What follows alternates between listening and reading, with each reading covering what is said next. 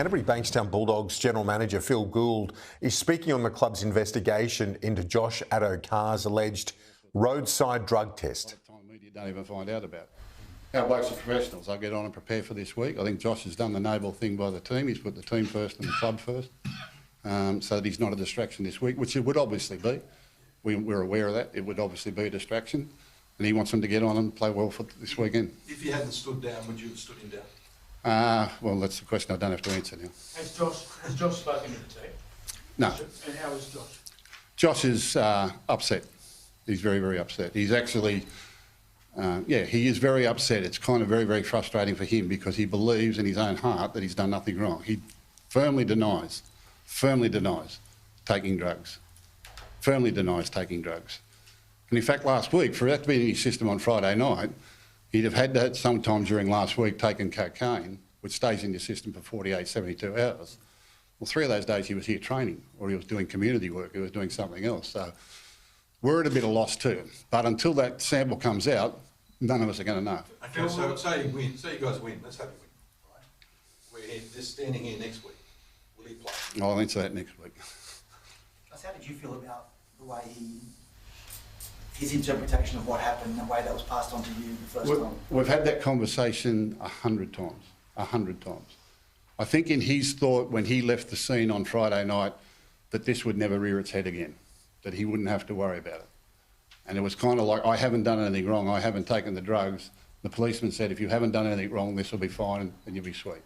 He just didn't think that this would ever raise its head again. And that's how he interpreted it. Is there a precedent with false positives? I think Josh Reynolds might have been through a similar situation. That's why they have secondary tests, because the first test, well, that's up for the police to decide. But the bottom line is the police are doing their job. They're protecting the community and they're doing what they have to do. Josh has been pulled over. He submitted for the test. He did the test. He did everything they wanted. He didn't get a citation. He wasn't booked. He wasn't taken to a police station. He was allowed to get in his car and drive home. For me, under the old system, that sounds like, oh, right, what he's telling me is right. But it was never ever said to him that these tests were negative. Not the referee, the bunker. The policeman did say to him that you have a positive here for a positive indication of cocaine, which is, they don't convict on that one, they have to go and get the other one. So until we get that sample back, we really don't know. But that'll be but Josh is saying to me, I haven't taken the drugs. If Josh had told you that there had been an initial positive sample and essentially told you the full version of events, how would circumstances be different today? Would he still be playing this weekend? That's an interesting question. Under the CBA rules, we have no reason to stand him down, nor has the league in the integrity unit, who I've spoken to at length, have any reason to stand him down until that last sample comes back positive.